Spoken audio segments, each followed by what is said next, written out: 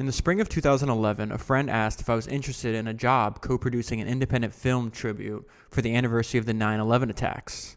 The subject, he explained, was a passenger on the first plane to crash into the North Tower of the World Trade Center. From there, the story took on a life of its own.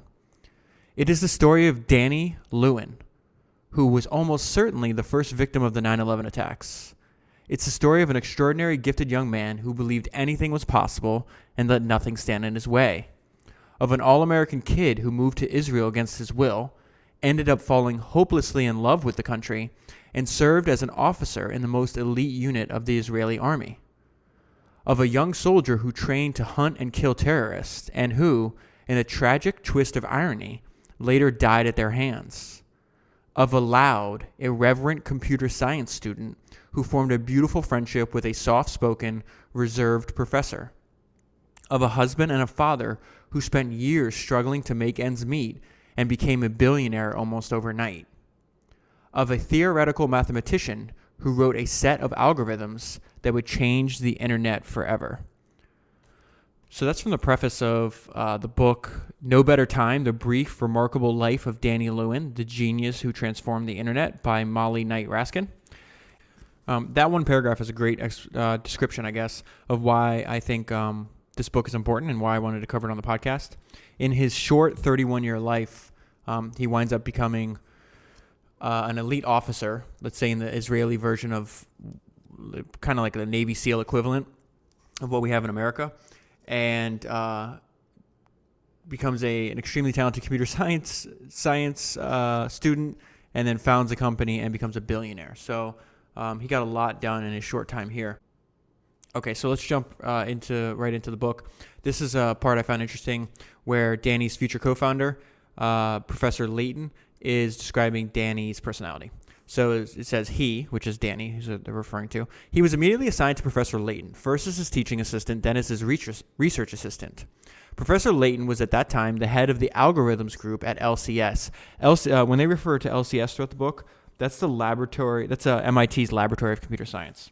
So Professor Layton's heading the algorithms group at LCS, and he strikes up and starts to build a relationship with Danny. And it says, Layton soon found himself looking forward to Lewin, that's Danny's last name, to Lewin's visits, which punctuated his typically quiet, serious academic life with bursts of exuberance. And it wasn't just the student's gusto that intrigued Layton. When he spoke about topics that energized him, which seemed to include almost everything, Lewin became so animated, arms gesticulating, eyes ablaze, that his enthusiasm was infectious. We're going to come back to his enthusiasm and his passion over and over again in the book too. What stood out to me was how engaging he was, almost like this live wire. When Danny was excited about something, you couldn't help but get excited too.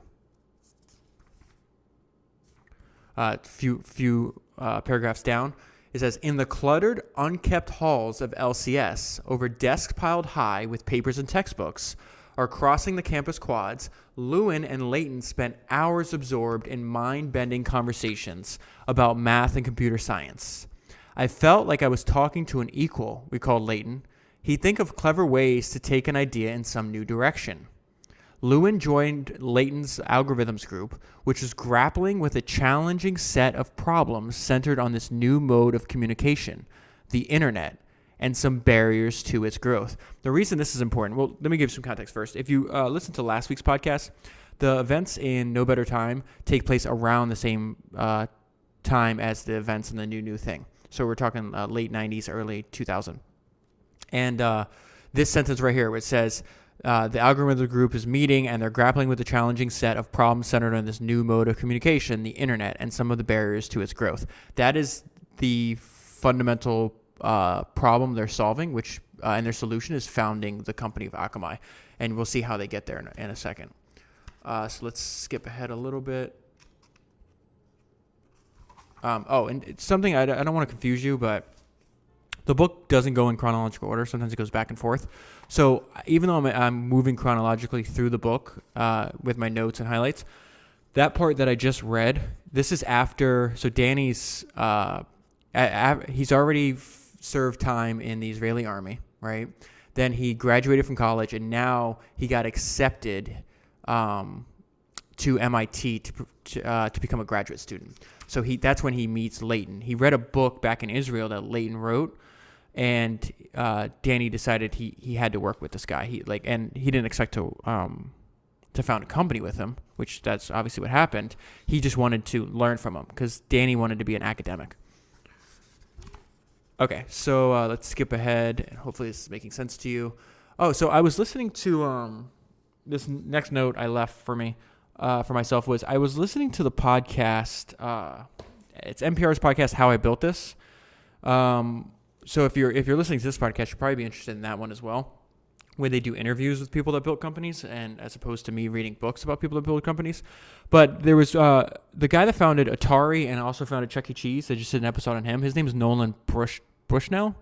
Or Bushnell. I'm not entirely sure how to pronounce his last name, but I've been interested in him before, and I've even researched and looked up some books that were written about Atari that I might include on the podcast in the future.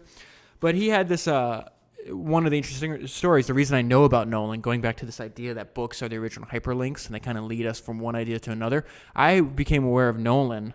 I was obviously aware of the two brands he built, Atari and Chuck E. Cheese, but I didn't know who the founder was. Well, in the two books I read and covered on this podcast about Steve Jobs, they mentioned that Jobs used to work for Nolan at Atari. And in the How I Built This podcast, there was a sentence, a quote that Nolan said that stuck out of my mind. And I wrote it down here when I got to this section in No Better Time. And it said, Steve Jobs had one speed: go. So we're going to see Danny has a little bit of that in him as well. So let's go to this book. Oftentimes, ideas made their way into his dreams, jolting him out of sleep at odd hours. The same was true for Lewin, who was known to fire off lengthy, thoughtful email missives in the middle of the night. It's like working on a crossword puzzle. You get stuck and you put it away. Then you won't think about it for a while, and suddenly, bang, you have the answer, because the brain works even when you're not aware of it. That's what happens with math. So remember, they're still, at this point, they're still rooted in trying to see if there's an algorithmic solution to the congestion issues of the early internet. Any of you that are old enough that remember using the internet maybe in the late 90s, remember terms like World Wide Wait, because there's certain websites that would just, the more people try to access them, they would just crash or just wouldn't work. This is largely something of the past, due in part to companies like Akamai. All right, so let's go back into this quote. With Lewin in lockstep, Layton's life began to move just a bit faster. Even Bonnie Berger, this is Layton's wife. So I hate introducing all these names because I know even like when I'm reading a book and they have a bunch of names and then they reference the last name like a couple pages later, like, wait, who's that guy? So let's just say this is Danny's co-founder's wife. Okay, her name is Bonnie. Even Bonnie said she couldn't help but poke her head in her husband's office when she heard Lewin stop by. It was quite a circus when Danny arrived, recalled Bonnie. He just was the most energetic force that you could imagine. It was hard to ignore. I'd come in and listen, and he would be jumping around the whiteboard with this muscular physical power.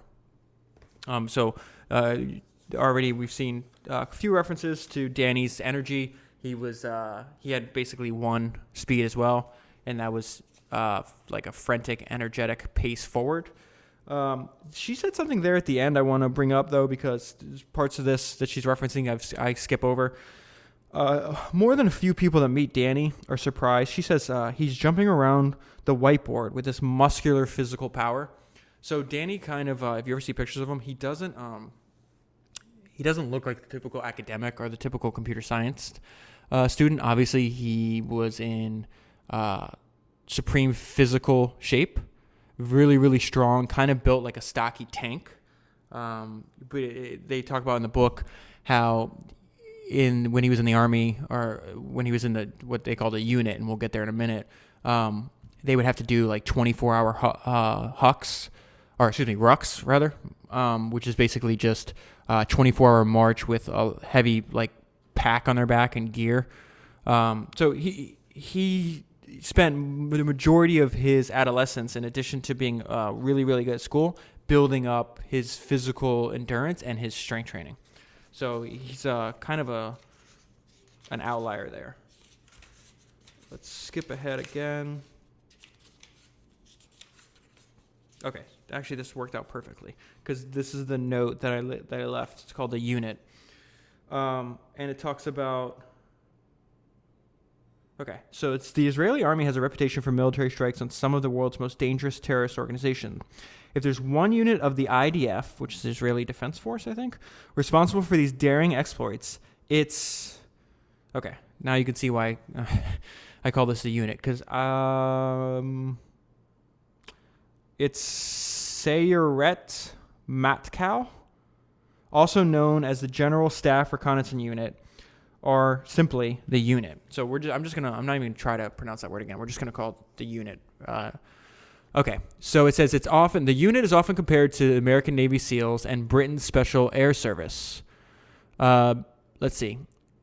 It says, okay, the commanders of the unit were not looking for.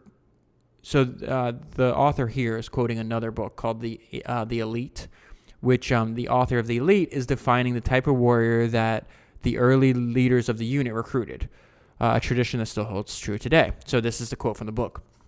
The commanders of the unit were not looking for cold-blooded killers, nor did they seek robots who would follow orders blindly. They sought innovative men who could, like spies, work alone behind enemy lines and, like guerrillas, improvise with skill, determination, and well-directed firepower when operating in hostile surroundings. The soldiers in the brigade must also possess above-average intelligence and technological savvy. So the reason I highlighted that is because if you take the combat and the war out of that, those are traits that I would say that would serve most like founders well. So not robots who'd follow orders blindly. Okay, check. They sought innovative men who could, like spies, work alone behind enemy lines. Check. Like guerrillas, improvise with skill, determination, and well-directed firepower when operating in hostile surroundings. Check, check, check. The soldiers in the brigade must also possess above-average intelligence and technological savvy. I don't think you need above-average intelligence to be a founder, although it's probably helpful. And technological savvy is probably also helpful, and at this point, almost necessary. So we're going to see kind of uncommon person that Danny was. From the tens of thousands who try out, the IDF selects a few thousand recruits who are eligible to participate in a one-day test camp. This is the process at which they're whittling down the people that actually get to go to the unit. So from 10,000s, they get a few thousand recruits who are eligible to participate in one-day test camp. Those who pass proceed to a 5-day test camp. This camp is so grueling that doctors and psychologists constantly monitor the recruits throughout the process, which involves long stretches without sleep and repetitive, exhausting physical and mental tasks.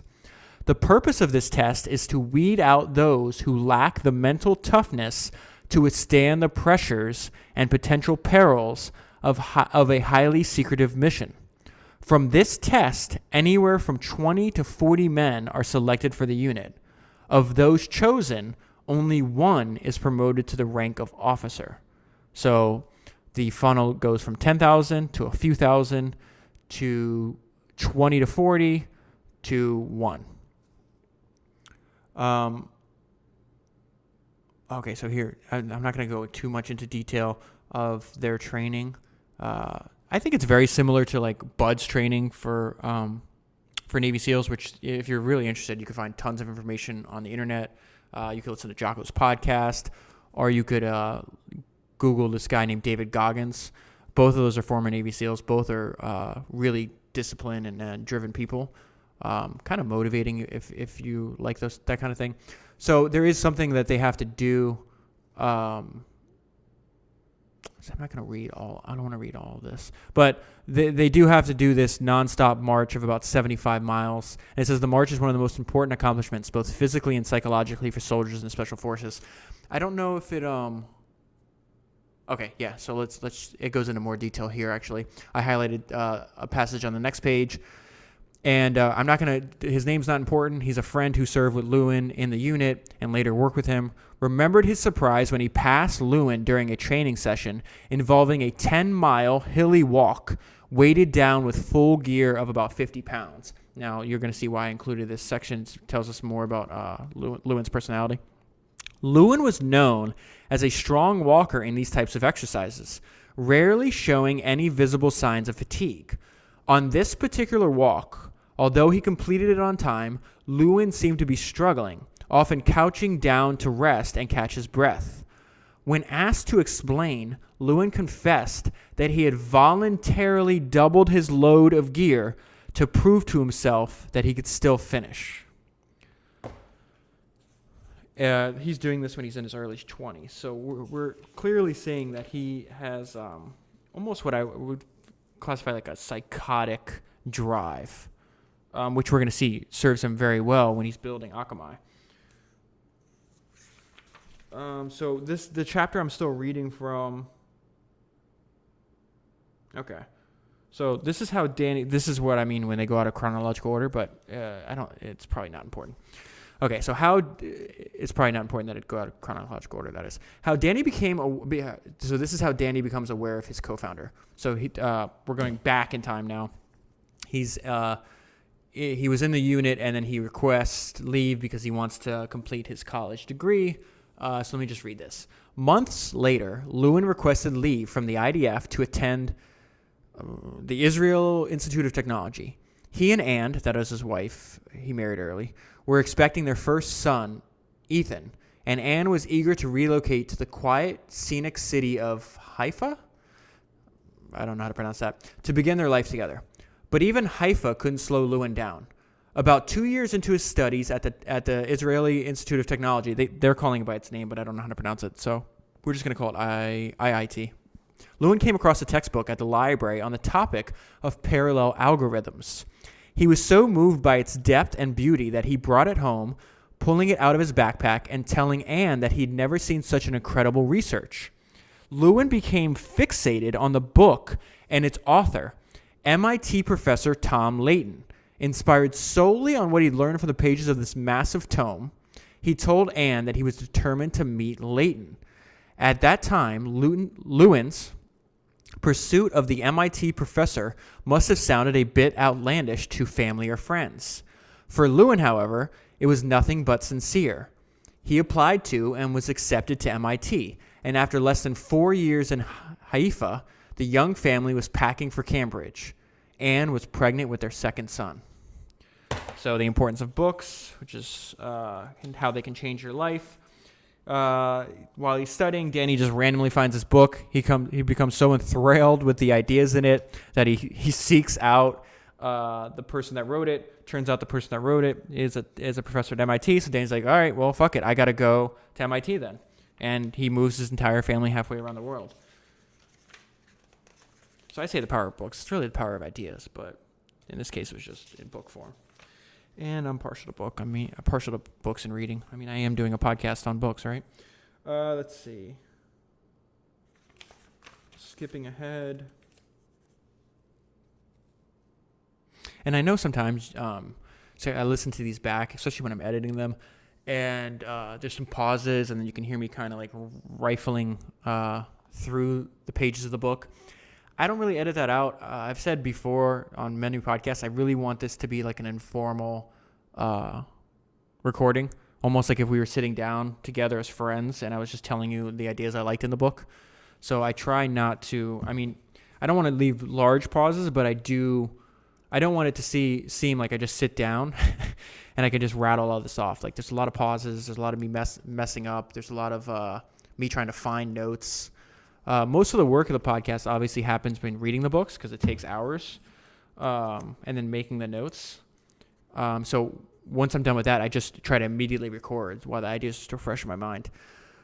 Let's see. So there's some interesting things. There's a quote I like, some insights to how Danny parents and his potential. And this all happens on almost the same page.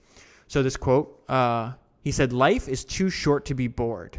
Only boring people are bored.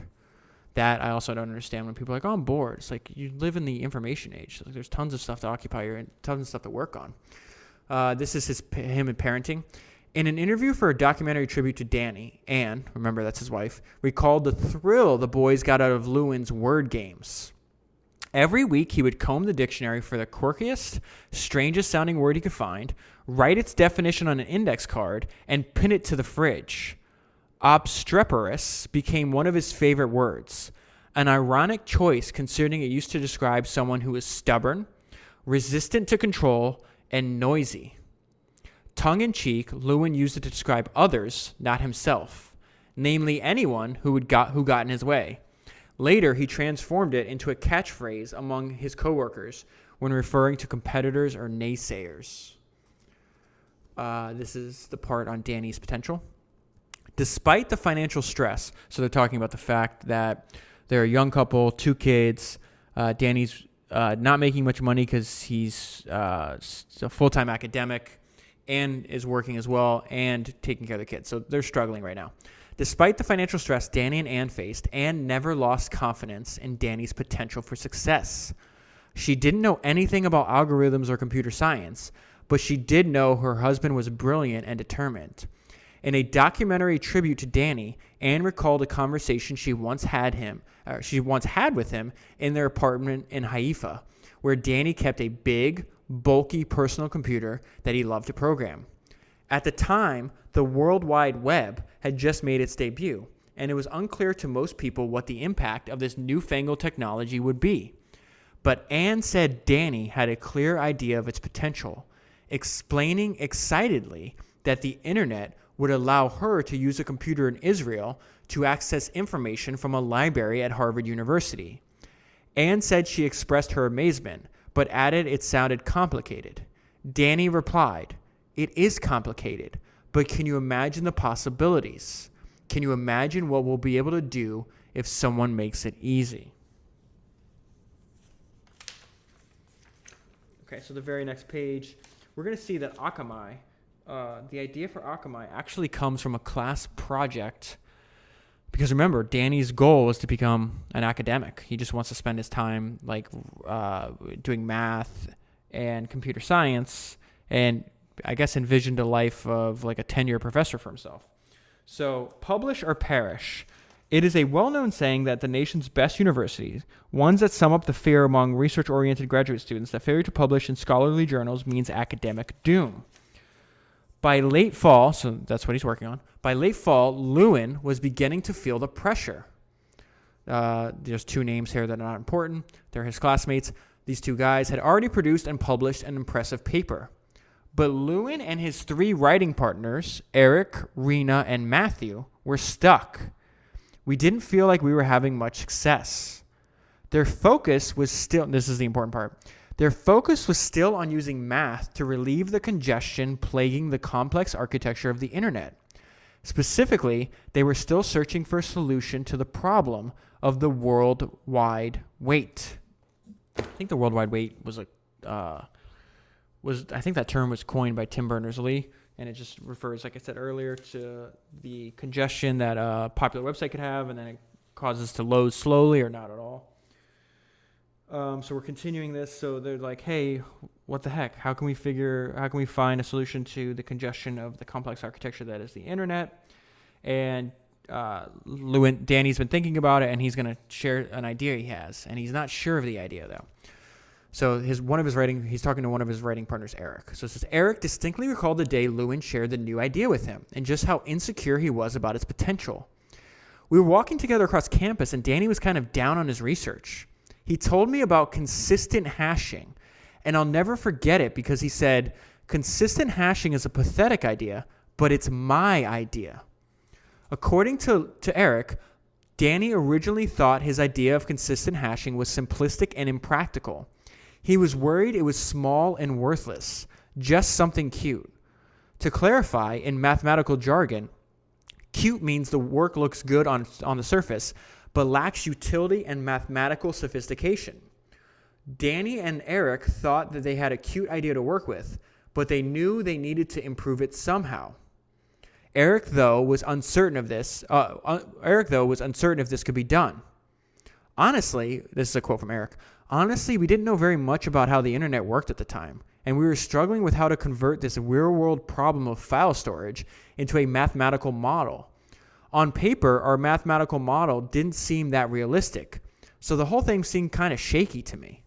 However pathetic Danny himself felt it to be, however, he did believe consistent hashing might have some practical utility. In that same conversation in which he called it pathetic, I remember Danny saying he really thought something like this could exist. Okay, so they have an idea, they're not sure about it, so they're like, hey, let's go meet with Tom, which is the professor that Danny wanted to go to MIT to work with. By the time Danny and Eric arranged a meeting with Tom, they hadn't gained a great deal of confidence in consistent hashing. Leighton, that's Tom's last name, Leighton remembered the two of them appearing slightly embarrassed when they approached him for feedback. They presented it almost as an afterthought, Leighton said. They told me about the concept in what was an apologetic way. Almost instantly, however, Leighton saw something significant. I thought, oh my goodness, because they had a whole bunch of stuff. Proof of this, proof of that, all these things. I said, wow, that's a gem. That's really cool. And you wouldn't expect you could do this. Leighton had never thought about hashing the way Lewin and layman, that's Eric's last name, presented it. In fact, their approach seemed almost impossible. But there it was in front of him, stapled neatly and sitting on his desk. Lewin didn't yet have the deep proofs, but he had something, and to Leighton, it was beautiful. I remember being struck, Leighton confessed. It wasn't a tour de force technically. In mathematics, you often want to have that kind of thing, but it was just, I thought it was elegant and fundamental, and I remember just appreciating the beauty, the elegance of what I thought was going to be the importance of it. According to Leighton, the potential power of consistent hashing was rooted in its simplicity. This is, I think, the most important sentence in this paragraph. Lewin had taken a succinct problem, one that was easy to state but seemingly impossible to solve, and created a solution so simple and elegant, it was almost obvious. Mathematics has a lot of examples like this, where you could take 1,000 people and they wouldn't be able to solve the problem, but they could all quickly agree when you show them the solution that it's easy. It's a weird thing to be convinced that a solution works is much different than coming up with one. At the time, Leighton looked at Lewin and Lehman and exclaimed, "You've done it. This is really important, and you've got to give it a name and state the definition of the problem because this sounds useful." It was the beginning of the end of the worldwide wait. Skipping ahead a little bit, here's some quotes from Danny's co-founder about, first about himself. So this is Tom talking. He said, "I might have been the most unlikely person in the world to start a company." I included a quote in there, and I've done this on many podcasts just to kind of push against this idea that only young people can start companies. When he says, "I might have been the most unlikely person in the world to start a company," Tom is already in his 40s, and he has a very successful career as an author and an academic. And he just had no idea that he'd ever go into business. And then this is a quote that Tom has on Danny. And then I want to tell you why I included this. "It was through that process that I really got the impression that Danny had tremendous drive and no fear. If he didn't know something, he'd go to learn it." So he talks about his tremendous drive. Later in the book, there's a story, and I don't think it's going to be included in the podcast, but Akamai's already founded, and Danny's doing like sales calls. And he goes to a company's office, and he winds up having to get physically escorted out of the office by security because he refused to take no for an answer and wouldn't leave. And so he gets kicked out by security and shows up the next day and does it all over again. So I don't know if he ever got that as these people as a client, but he's obviously psychotic. Maybe in a good way, I don't know. Okay, skipping ahead a little bit. So there's a bunch of the book. I'm going to skip ahead. Even though the book's relatively short, it's like 250 pages. Probably takes like maybe 7-8 hours to read. There's just, obviously for brevity's sake, I can't include all of it on the podcast. But Professor Tom loves the idea, right? And so they're like thinking, hey, there might be like a commercial application to this idea, and they start to assemble, but they don't know. So again, they're not thinking about starting a company yet, but at the same time, Danny's doing really poorly financially. He needs money. So he hears about this competition called like the 50K, and it's a business plan, like a business plan competition, I guess you would call it, at MIT. And they decide, hey, why don't we assemble a group using like other MIT students, and we'll just act like we're going to do this company, and we'll see, like, basically they're trying to give other external validation for their idea. So like, well, why don't we take enter this contest with the desire to win, because if they win, they get $50,000. And Danny at the time thought they got the money, like they just keep it, but you're supposed to use it to start the company. So they find that out later. So over the next few months, they wind up building an impressive team. They practice like their pitch on what their solution is for the problem of the worldwide wait, and they wind up losing the competition. I think they wind up coming in like 5th place. They win like $1,000 or something like that. And a lot of the team, after they lost, kind of gave up on the idea. And Danny and Tom do not, though. So this is an email where we're going to get into an email that, let me just read it. It's about building a company the quote-unquote the right way. A week after the 50K loss, on his 28th birthday, Lewin sent Greenberg a contemplative email from Toronto where he was presenting research on probabilistically checkable proofs at an academic conference. And now here's the start of Danny's email to Greenberg. Silicon Valley makes money on air. There are many in the business who've become horrendously wealthy, and they don't even have a product or client. You may say, so what? That is great. You do nothing and become a zillionaire. Unfortunately, this is not the case. The main thing you have to do is to dedicate yourself to telling lies for a number of years and to spreading bullshit for many, many years. Some people are comfortable with this as long as the payoff at the end is high enough. I am not. The plan is to become a successful company in the right way. That is, have a product, have a market, and have customers who are buying your product. In order to do this well, we have to focus on building the technology and not on fundraising. Toward the close of the email, Lewin also expressed hope that once he got the company off the ground, venture capitalists would take over the bulk of the work. Quote, this will allow me to return to my family life and to see my wonderful kids and wife, he wrote. That's something far more valuable than millions. Lewin didn't need millions, but he desperately needed some money in the bank. The financial woes he and Anne faced were only worsening. They were close to broke. Lewin had his long-term hopes pinned on Akamai, but the company still existed only on paper. So I'm going to skip ahead. They wind up building, they realize, hey, we can't just, previously, keep in mind, this is during the dot-com bubble. They were basically had like a white paper, maybe a deck, and they had a theory on a technology that is proved like mathematically proficient, but they didn't have an actual product. So as you can see from that email, Danny's like, no, we need to build an actual product. So they build an actual product. They test the technology. They run like basically a beta test, and they're doing it in LCS at MIT. And let me just read that part. So this is where they start testing technology to see if the math is actually going to work under in real life. So they test it. It winds up working. And it goes, the biggest victory was demonstrating the system's fault tolerance. If they shut down one machine, the system would rebalance the data load and avert a crash. As the students increased the flow of traffic on the prototype, they were stunned to see it continue to run smoothly and efficiently.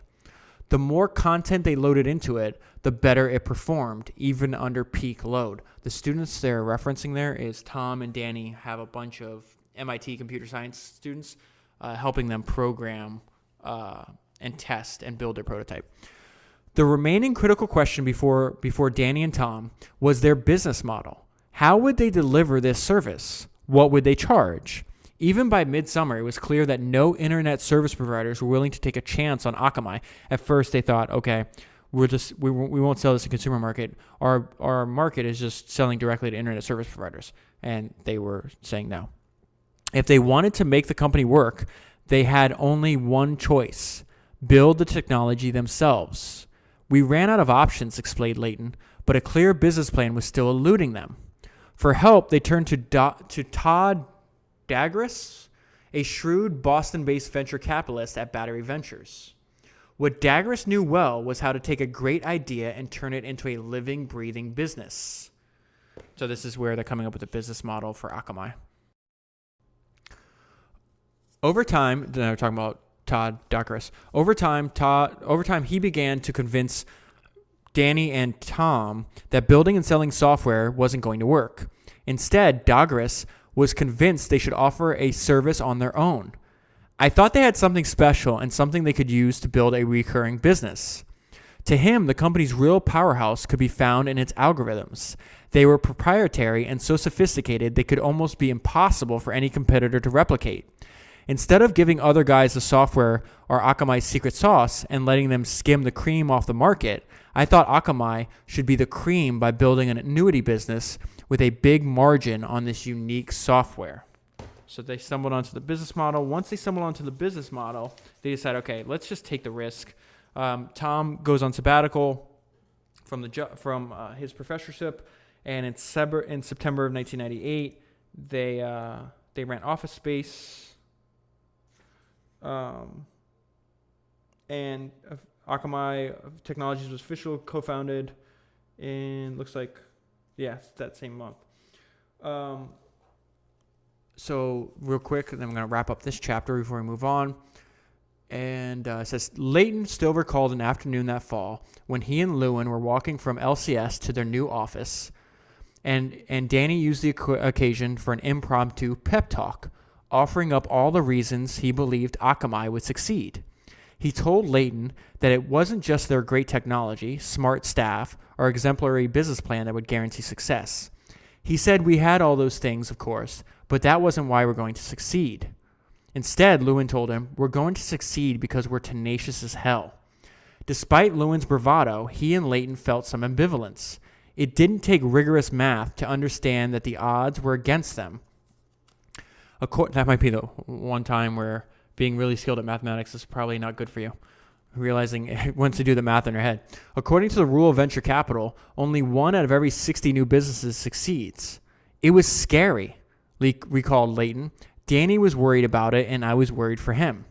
But in 1998, if you didn't move fast, you'd miss the moment.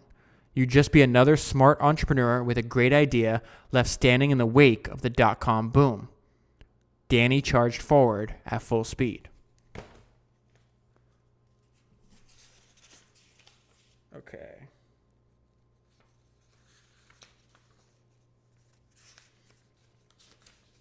Okay, so this part I think I'm going to include because it's really important. As logical, I think, as sometimes founders try to be, there is some kind of there is value in abstract human emotion. So the note I left for myself is passion is worth $500,000. So at this time, Akamai is they've already been founded. They're going around and meeting with angels and venture capitalists, and they're raising money. And we're going to stumble upon one of Danny's greatest strengths.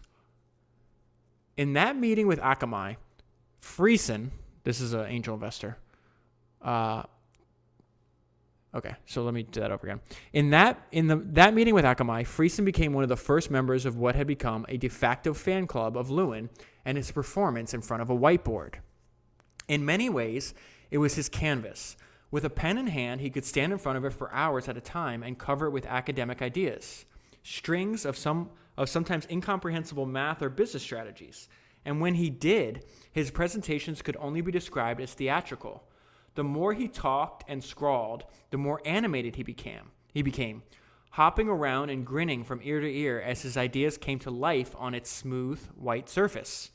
As if on cue, he would intermittently turn and look out at his audience, gauging their interest and level of understanding. Friends likened Lewin's theatrics at the whiteboard to a freight train gathering steam until the stopping point when nearly everyone in the room sat silently wondering what exactly had just hit them.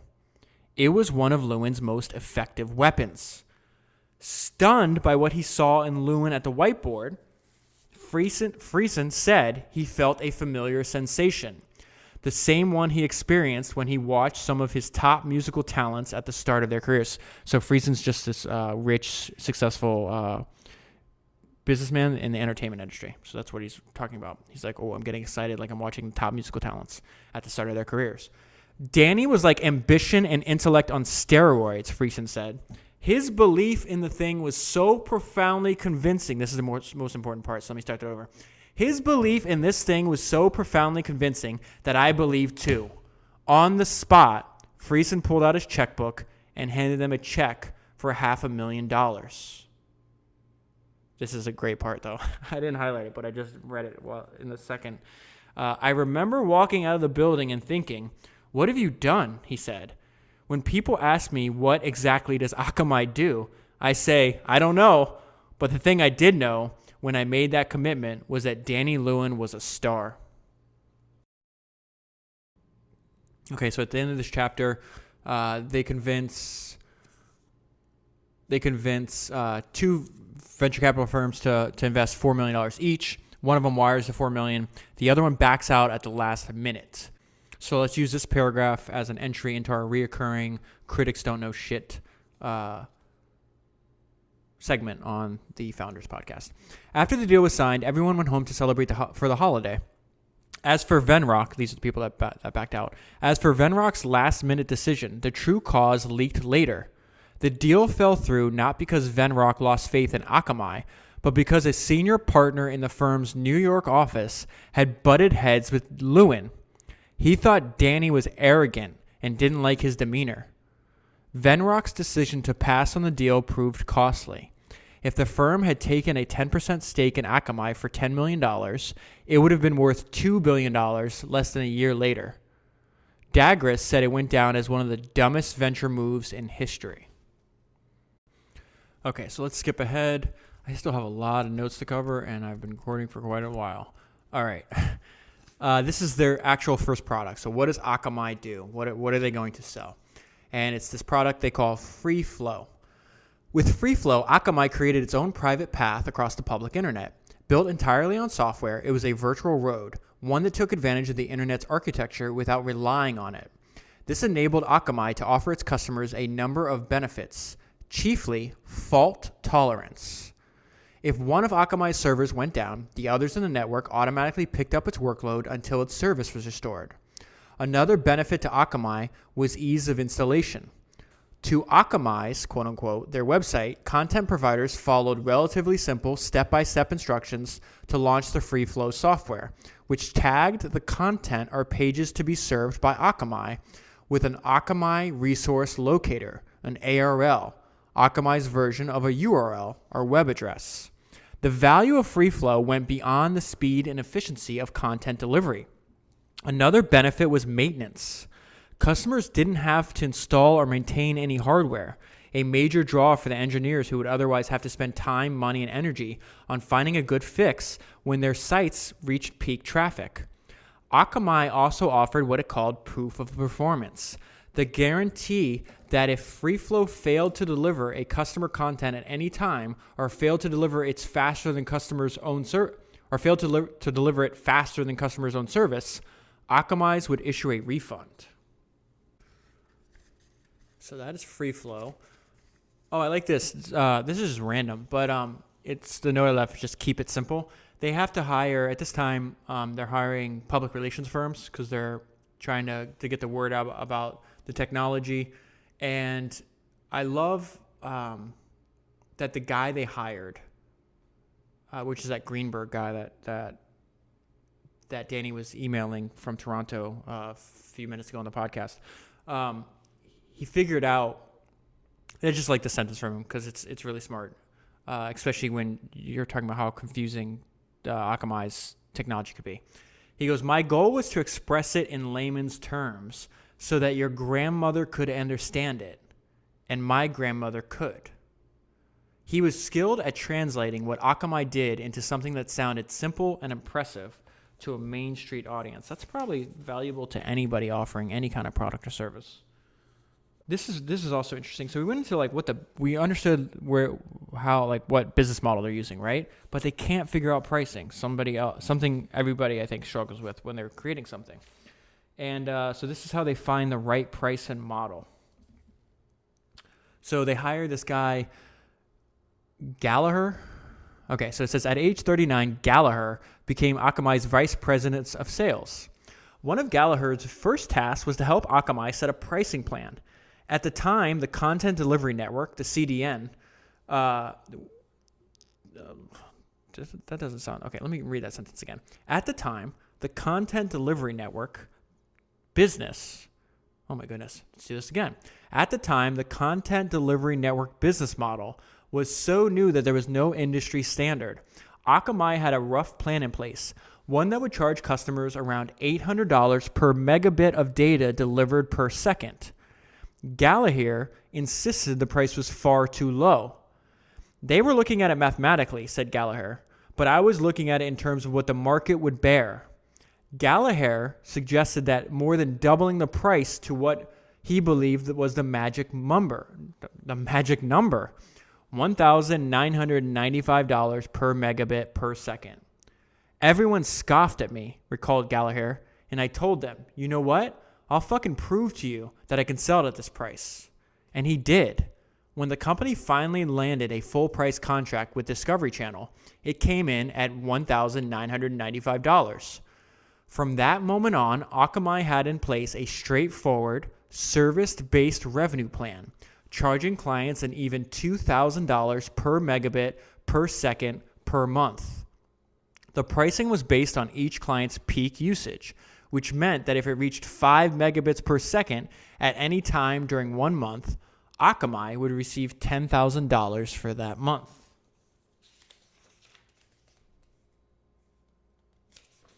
Going back to the importance of passion. So I was listening to a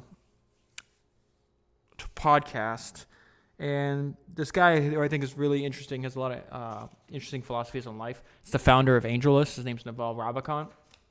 He was talking to somebody, and unfortunately I don't remember who or what podcast, but they talked about if you were like, what do you think are the skills that are essential? Like, what skills would you teach your kids if you could be in charge of like schooling?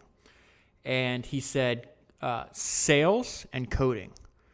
And there's other things you could add on to that, and other things that maybe you could take away, but I think sales, everybody should learn. I do think it is has universal value in almost anything that you could possibly do. And this note is about Danny was the best salesperson. So we've already seen kind of hints in this when he was able, just in one meeting, to convince this guy to hand over $500,000. So that's obviously sale because he's fundraising. But let's go into this part of the book. It quickly became apparent that when it came to sales, Lewin was the company's most powerful weapon, capable of turning skeptics into true believers. A lot of meetings would begin with some decision maker saying, "Thanks for coming to Seattle, but I've only got 20 minutes. My boss told me I had to take this meeting, so sit down and tell me what you have to say." 2 hours later, Danny would still be at the whiteboard in full throttle with a room full of technology staff in rapt attention. Danny was so focused on getting everyone in the room to experience this euphoric passion, one that made them believe, "I don't know exactly what this is, but I need to have this, and I need to have it now." Once he got the customer to this frothy pitch level excitement, he'd basically leave the room and I'd close the deal. This is Gallagher. That was a quote from Gallagher, the VP of sales. Gallagher continues, "The fact was these customers had a need and they weren't aware that it was possible to solve it our way because nothing else like Akamai existed. The persona of Danny rapidly created a market perception that we were intensely smart and what we were doing was highly relevant."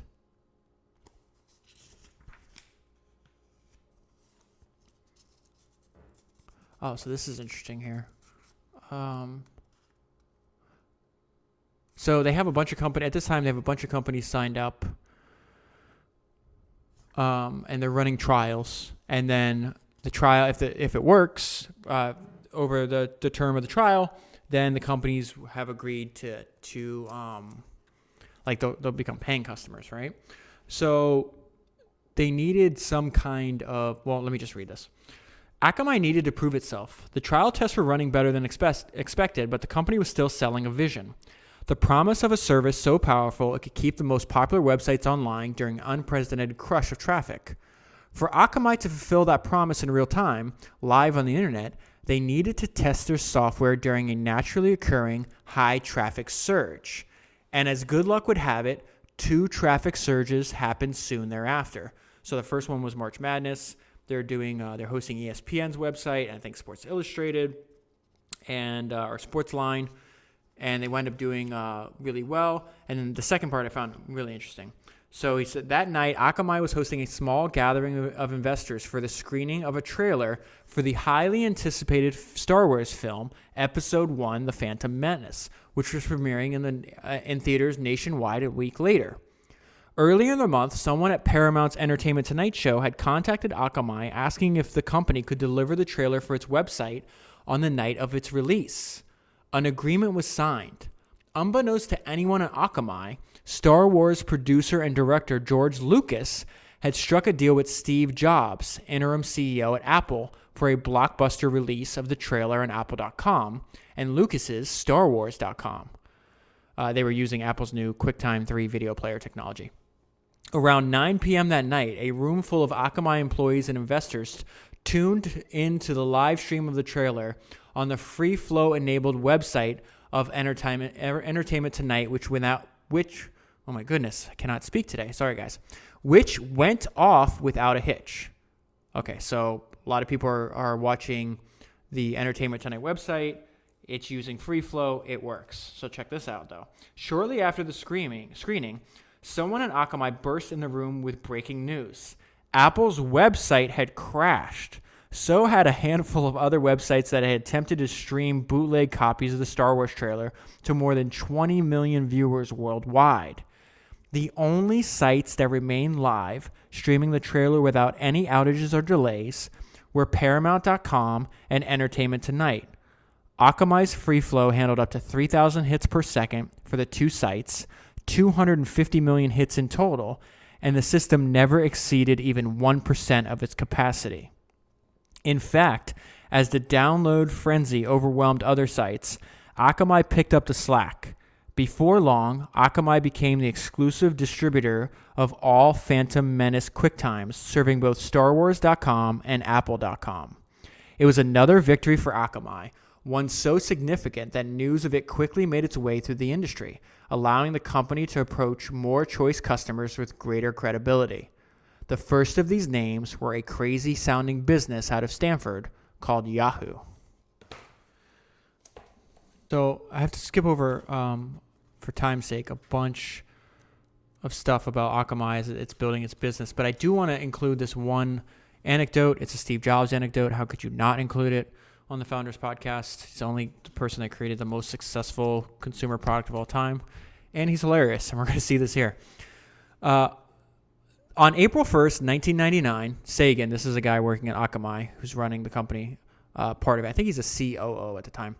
On April 1st, 1999, Sagan arrived to work early to meet with advisory board member Art Bilger. Just as he sat down at his desk, the phone rang. Sagan answered, and the voice on the other... Come on, here we go, David. You can do this. You can talk. Sagan answered, and the voice on the other end said, "Hi, this is Steve Jobs, and I want to buy your company." For a second, Sagan was speechless. His first thought was that the caller was his brother, Alex, playing a prank on him for April Fool's Day. I almost said, "Fuck you, Alex," and hung up the phone. Instead, he replied, "Steve, nice to meet you. Our company is not for sale, but we'd love to be partners."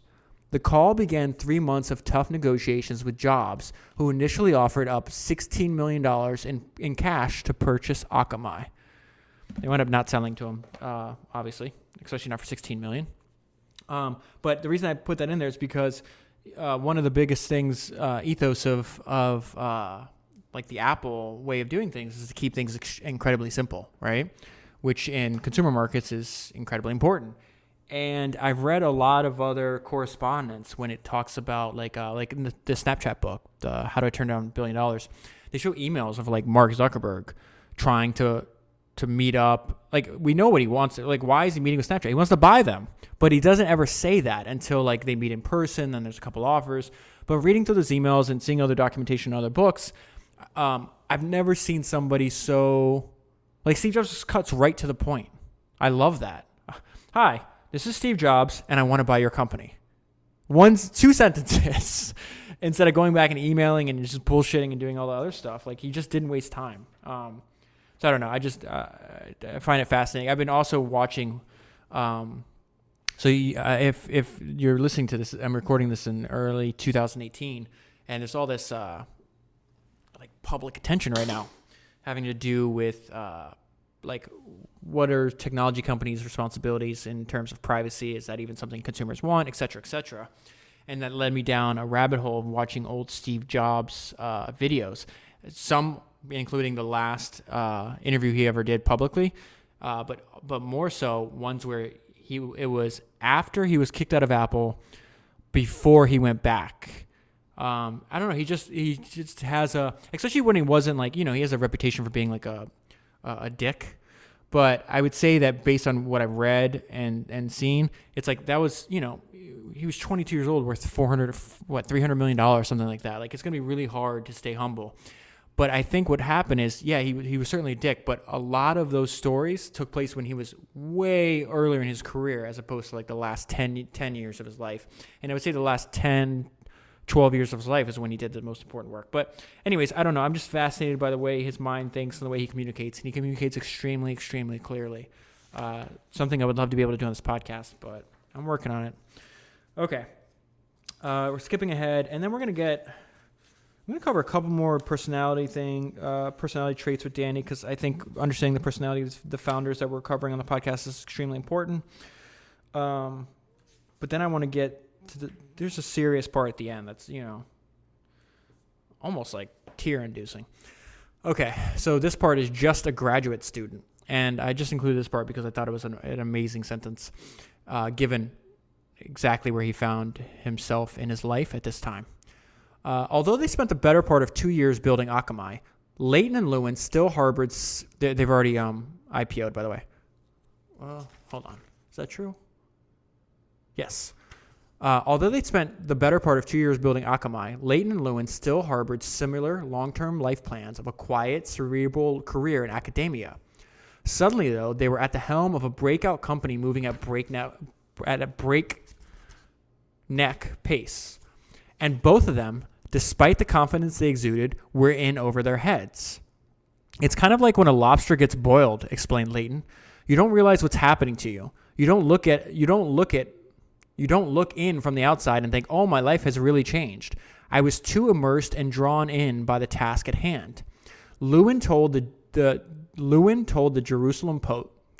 Oh, guys, I have to record this today because I don't have much time on my schedule, but I cannot talk today. All right. Lewin told the Jerusalem Report, "It's frightening. I have this company of 110 people headed by one of the biggest businessmen around with lots of money in the bank, and I'm just a graduate student." This is my post-IPO quote. In less than 1 year, a tiny startup out of MIT had grown to a company with a market valuation greater than that of General Motors. So the IPO makes them obviously really, really, really wealthy. But it also, let me read another sentence to you. I'm trying to find it right now, where it talks about the craziness of this time. So they're wealthy, but check this out. Okay, here it is. So they're doing really well after the IPO, but remember, Danny dies on September 11, 2001, right? So unfortunately, the last like year and a half of his life, it's not good. Let's check this out. With Akamai stock down from $327 just 18 months ago to $7.60. Okay, so Akamai shot up like a rocket Then the bubble starts bursting. A lot of their customers are other startups, and what happens when the startups go bust? They lose their customers. So now they went from 327 down to 7. Okay, so not only is and we're about to get to the end, and this is going to be the longest section I read, and I don't know, it's tough, man. It sucks. Where was I going with that? So not only is his company went from $327, multi-billion-dollar market cap. I think now they're down to like a $200 million market cap, something like that. And they're doing layoffs. They're just not doing well. Danny and his wife get divorced.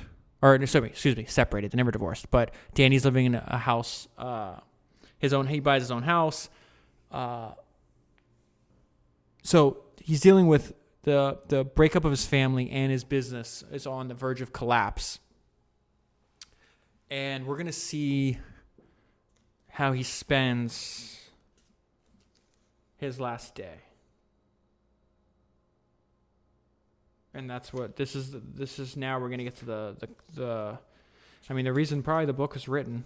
Definitely the reason the book was written, given the introduction that the author wrote. So I think this is going to be the last section I include in the podcast. So let's go ahead and let's go into this and see if I can make this make sense for you. Okay. It might have been the fight to keep Akamai alive, or maybe it was just some strange, inexplicable combination of circumstances that collided sometime late that summer. But Lewin gained a much greater perspective on his life outside Akamai. First came a visit from his mother and father, the first one Charles had made since Danny, Ann, and the boys left Israel 5 years earlier. Okay, Charles is his dad. Give you some background. They're living in Denver. Danny's 14 years old. Charles gets into something called Zionism, which I guess is like part of his religious beliefs means that he should go back to the Holy Land and live there. So he just picks up his entire family, his wife and 3 kids, and forces them to live in Israel. And he gets like really pissed at his son for leaving Israel, which again is really weird. Like I know it's something as I told, like, as you know, I have a daughter, and I try to think of like when I'm parenting, I'm like, listen, there's certain things that I may want for you, or I may want for her life, but it's her life. And at the end of the day, she's got to do it. Charles didn't really look at it that way. Charles looked at it like Danny was disrespecting him and like that he should have stayed in Israel. So this is really important because this is happening the week before September 11th. So hopefully this gives you a little more context. So let's go back to that. So Charles is Danny's dad. First came a visit from his mother and father, the first one Charles had made since Danny, Ann, and the boys had left Israel 5 years earlier. When asked why he didn't visit more often, Charles Lewin said very little, noting his decision was rooted in quote-unquote principle. Gross. Friends of Danny speculated that it's not gross to have principles. That's not what I'm saying. But that's your son. Get over your religion, get over your other stuff, and go spend time with him, man. It's like, okay. Friends of Danny speculated that to leave Israel to him would be to leave the life he created for his family when he made the bold decision to make, I think this is a Hebrew word called, it looks like Aliyah, the singer, but it's Aliyah, which I think is the holy pilgrimage back home, maybe, hopefully, I don't know. He didn't, this is the part that really bothers me. He didn't want to endorse a life for Danny of some big-moneyed businessman trapped in the culture of wealth that exploded in the dot-com boom. But what if Danny wants that for his own life? Shouldn't Danny get to choose? Right? Okay, so, of course, Peggy Lewin, Danny's mom, who often visited Cambridge, disagreed, calling Charles' decision one made out of stubbornness. Danny had made several trips to Israel that year to see his family, but friends say he desperately wanted his father to come to camp. This is important. This is what I'm talking about. Why his dad was kind of a dick for doing this. But friends say he desperately wanted his father to come to Cambridge and see what he had built. He wanted him to be proud. Peggy didn't know exactly why Charles changed his mind, nor for that matter did Charles. In the first week of September 2001, Charles and Peggy arrived in Boston for a long weekend. They toured Akamai, walked around Cambridge, and talked over a lot of what life had thrown at them over the course of 5 years. Looking back on the visit, Charles said, this is his dad talking now, "Things occur that we don't understand in the usual frame of our understandings, and my going there was one of them.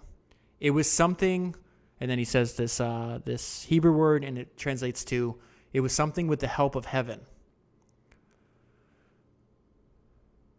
I'm going to skip over this part, but one evening that same week, Lewin stops by his friend's house. He hadn't seen his friend in a while. At 10 p.m., they play a game of pool and have a beer, and he's just saying, "Hey, I've been a bad friend. I've been busy." And he's telling his friend that he's been working things out with Anne. They've been seeing each other again, and he wants to basically go back to it. He wants to make his marriage work and spend more time with his sons. Okay. With more layoffs ahead, it was a terrible week for Akamai. But Lewin approached the tumult with his usual cheer and buoyancy. He was scared. The stock had plummeted, and a few of Akamai's customers were on the verge of collapse. On September 10th, okay, so this is his last full day alive. On September 10th, Lewin called a meeting at Akamai for more than a dozen employees. In a conference room, Lewin offered up a new vision for the company. One that was clear and well planned. Danny was very focused, observed Julia Austin, who was still in charge of the engineering team. He told us that we were going to shift direction and talked about where we were going next as a company. At the end of the meeting, which lasted well over 8 hours, Austin and her coworkers, somewhat daunted by the task at hand, tried to convince Lewin to change his plan to travel to Los Angeles the next day and stay in Cambridge to shepherd the layoffs and restructuring. This is a really crazy part. Lewin opened his BlackBerry and for a moment seemed to consider it, but then said he couldn't, adding, "You guys will be fine." Such is life, such is the craziness of life, that one decision, and he could still very well be alive. Later that evening, Leighton and Lewin got together for the grim task of eliminating approximately 500 of the company's 1,500 employees. Both of them knew it was just the first round. By their estimates, Akamai would have to downsize at least 500 more for any chance of survival. Then they'd have to handle the issue of morale. They'd have to convince those who remained that the ship wasn't sinking. I remember that night distinctly. It was a horrible, horrible night, Leighton said. We recruited these people. They were our friends, and we all worked so hard together. Leighton said Lewin was emotionally drained by the layoffs. He had personally hired so many staffers, and he'd agonized over the decisions of whom to let go. Leighton and Lewin worked through the night, and as the hours ticked by, they talked not just as business partners, but also as friends.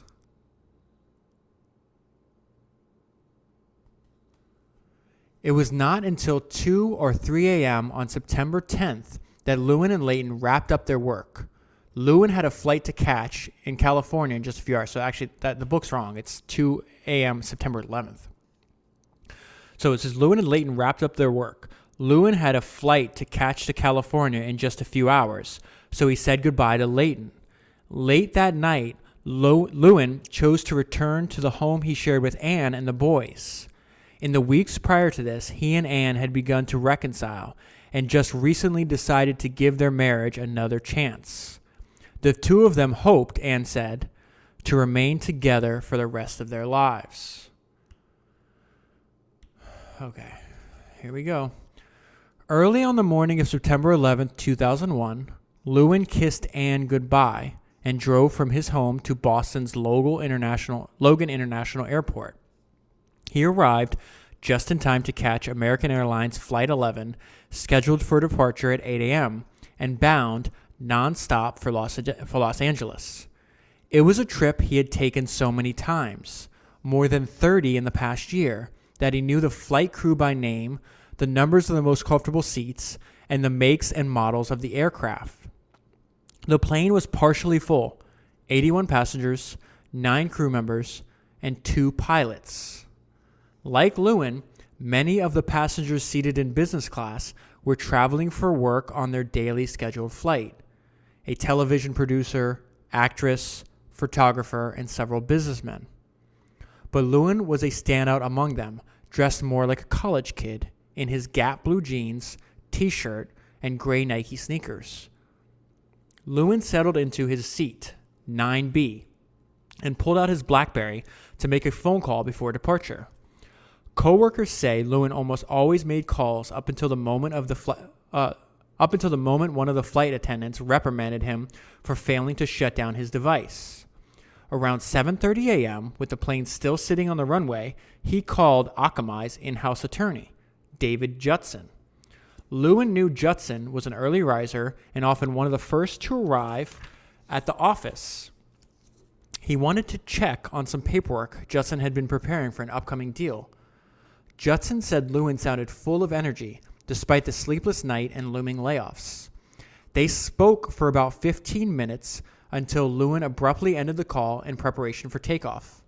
"I've got to go," Lewin told Judson. "They're telling me I have to hang up my phone." American Airlines Flight 11 took off from Logan on schedule at 7:59 a.m. The plane headed due west and held on course for 16 minutes until it passed Worcester, Massachusetts. Then, instead of taking a southerly turn, it suddenly swung up to the north. Just before 8:14 a.m., the plane failed to climb to its assigned cruising altitude of 29,000 feet. At this point, it's possible Lewin suspected, perhaps before anyone else on the flight, that something terrible was about to happen. Having trained in the IDF's most elite counterterrorism unit, he had learned to identify signs of attacks well before they were carried out. He also knew conversational Arabic, enough to have picked up on verbal cues if the 5 Middle Eastern passengers gave any. At around 8:15 a.m., a bloody hijacking began on board.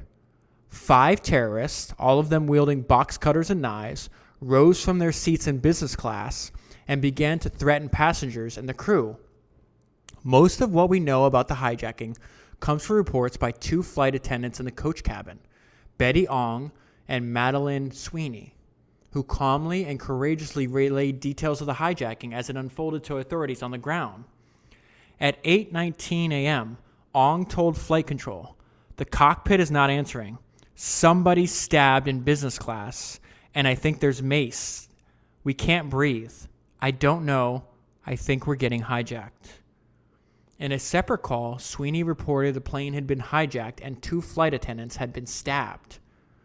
Sweeney also confirmed that a passenger in business class had been stabbed to death, his throat slashed by one of the terrorists. That passenger, he said, was sitting in 9B, the seat assigned to Danny Lewin. Based on the evidence gathered from the phone calls and authorities on the ground, the 9/11 Commission report concluded that in those first 20 minutes of the flight, Mohammed Atta, the only terrorist on board trained to fly a jet, probably moved to the cockpit from his business class seat located within arm's reach of Lewin's seat, possibly accompanied by Abdullah. I don't care about his name. Fuck him. As this was happening, according to the report, Lewin, who was seated in the row just behind Atta and Amari, was stabbed in the neck by one of the hijackers, who was seated directly behind Lewin out of view.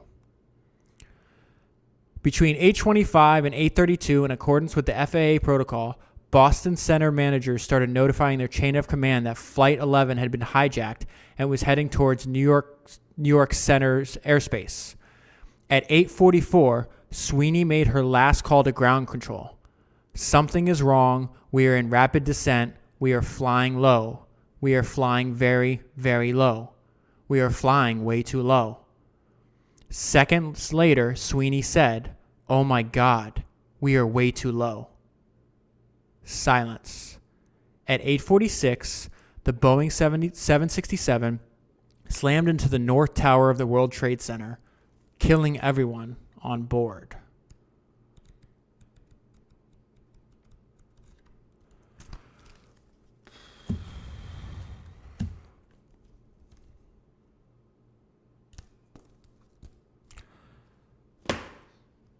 Usually not, and I usually don't end these notes on a somber There's not a somber ending, but I don't know. This is a really emotional book. That part, especially when I read it for the first time, I just said he's 31 years old. He's got 2 kids. I mean, do you think about it? When he hung up the phone at 7:59, when he was talking to the in-house counsel, do you think he'd be dead 15 minutes later? And if you did think you had a chance to die, you wouldn't think it. Maybe playing from, like, you wouldn't think it's from having your throat slashed. So.